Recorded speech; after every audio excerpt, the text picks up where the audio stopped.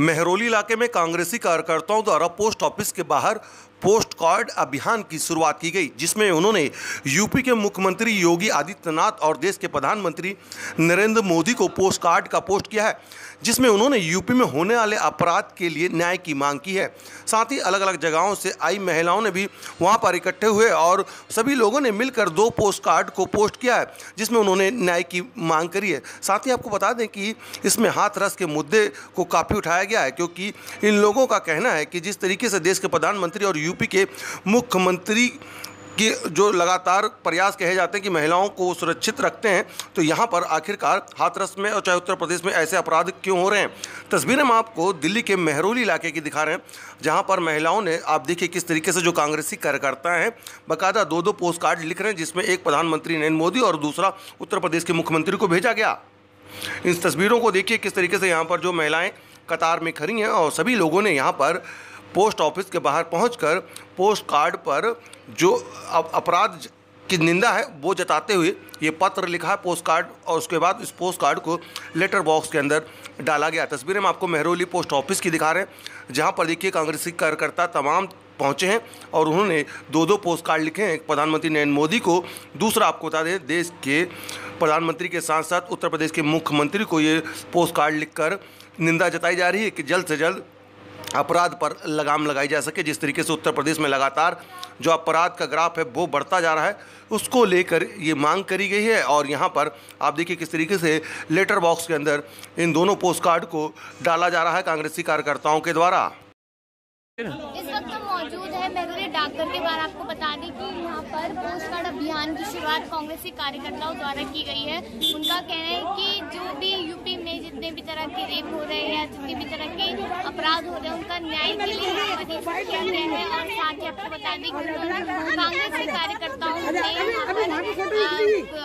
जो योगी आदित्यनाथ और साथ ही संस्थापक न्याय कार्ड भेजे गए और मांग की गई है कि जल्द से जल्द न्याय दिया जाए। और जिस तरीके से केस बढ़ते जा रहे हैं, कहीं ना कहीं कांग्रेसी कार्यकर्ता लगातार अपील कर रहे हैं कि मोदी सरकार नहीं चाहिए और यहाँ पर मांग की जा रही है कि न्याय भी लोगों को जल्द से जल्द मिले। आपको बता दें कि इस अभियान की शुरुआत की गई और उनका कहना है कि ये अभियान लगातार हमारा दिल्ली के हर एक जिले में चलता रहेगा और लोग पूरी तरह से यहाँ पर एक तरीके से सपोर्ट भी कर रहे हैं और महिलाओं के द्वारा ये पूरा अभियान चलाया जा रहा है। मैं कशिश, कैमरा पर्सन सरोज रानी के साथ R-Sony न्यूज दिल्ली। थोड़ा इसके बारे में बताइए। आज यहाँ पे लॉन्च किया है पोस्ट कार्ड अभियान। ये जो हाथरस में हुआ है, देखा है आपने कि प्रशासन सोया हुआ है।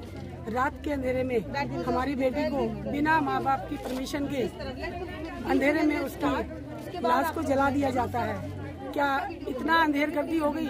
अरे इतना तो रावण राज्य था तब भी नहीं हुआ था, अंग्रेजों ने भी नहीं किया था, तो अंग्रेजों से भी बुरी सरकार आ गई।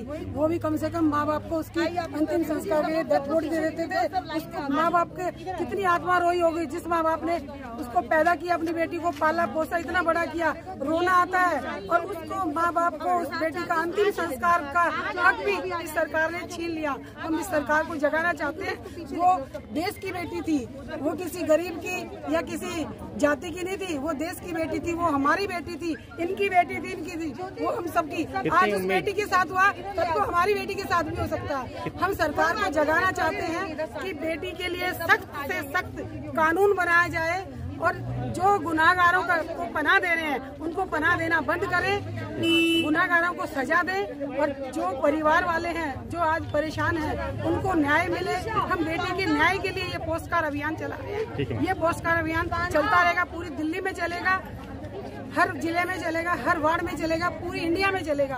हम नरेंद्र मोदी जी को, योगी जी को ये पोस्ट कार्ड अभियान के थ्रू पोस्ट कार्ड अभियान चला रहे हैं। आपको उम्मीद है कि आपकी बात जल्दी पहुंच जाएगी उन तक? देखो, अब आवाज बुलंद होगी तो जरूर हमें विश्वास है कि वो जरूर पहुंचेगी।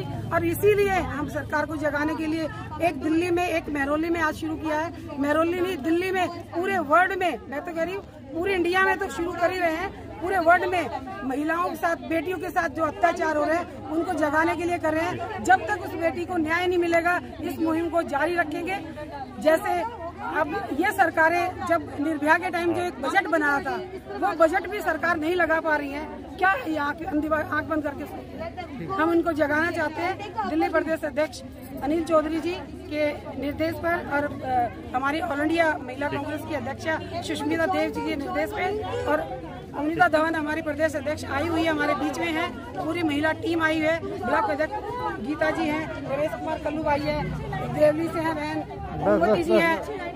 हमारी पूरी टीम पूरा हमारा यहाँ आया हुआ है और सब पोस्ट कार्ड यहाँ से डालेंगे और बाकी अलग अलग वार्ड में अलग अलग विधानसभाओं में ये चलता रहेगा। उत्तर प्रदेश में रेप के विषय में क्या कहना चाहेंगे? आज आप क्यों एकत्रित हुए हैं और आगे क्या संदेश देना चाहते हैं? देखिए, हाथरस की बेटी के साथ जो हुआ है उसने देश को शर्मसार किया है। लगातार देश में जघन्य अपराध बढ़ते जा रहे हैं। यूपी उत्तर प्रदेश ना बन के बलात्कार गढ़ बन चुका है।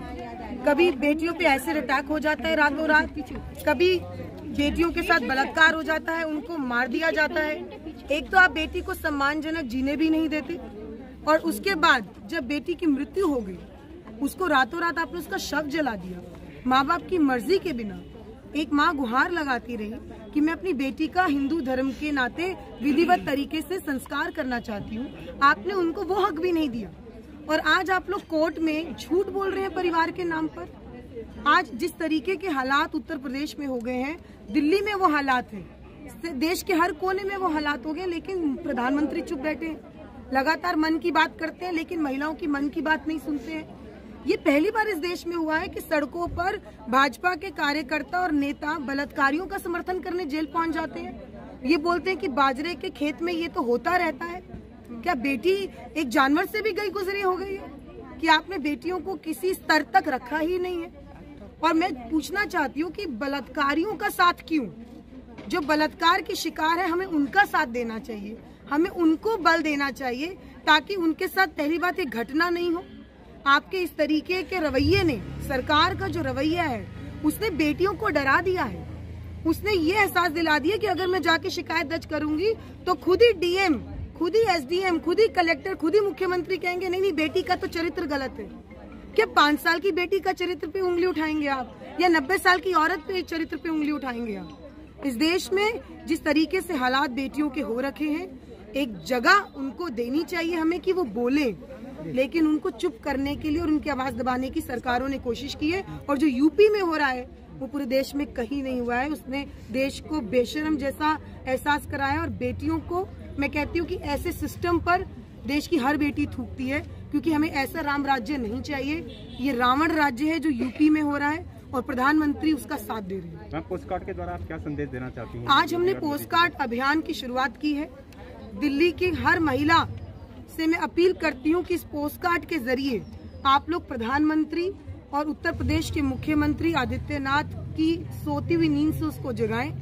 जब हर महिला पोस्ट कार्ड उनको भेजेगी तो शायद उम्मीद करते हैं कि उनके अंदर की आत्मा जागेगी, सोती हुई सरकार जागेगी। और पोस्ट कार्ड की यहाँ पे शुरुआत की है, दिल्ली प्रदेश महिला कांग्रेस अध्यक्ष यहाँ पे पहुंची हुई है। क्या मुहिम आप लोगों की और क्या संदेश देना चाह रहे हैं आप? देखिए, निरंतर पीछे लगभग 1 महीने से महिला कांग्रेस ही नहीं बल्कि समस्त देश की महिलाएं प्रयासरत हैं कि ये जो सोती हुई सरकार है उत्तर प्रदेश की, योगी जी की और नरेंद्र मोदी जी की, वो नींद से जागे और महिलाओं के खिलाफ जो अत्याचार हो रहा है, बलात्कार जैसे जघन्य अपराध हो रहे हैं, उनके खिलाफ कुछ बोले। नरेंद्र मोदी जी इतवार को आकर अपने मन की बात तो करते हैं मगर महिलाओं के मन की बात सुनने को तैयार नहीं है। क्या वजह है कि महिलाओं की जिंदगी टूट रही है, अस्मत लुट रही है, बलात्कार हो रहे हैं, उसके बाद चोरों की तरह रात में उसके शव को जला दिया जाता है, जो कि हिंदू रीति रिवाज के खिलाफ है। उसके बाद चरित्र हनन में पूरा का पूरा तंत्र लग जाता है। ये कहा जाता है कि उस लड़की का चरित्र खराब था।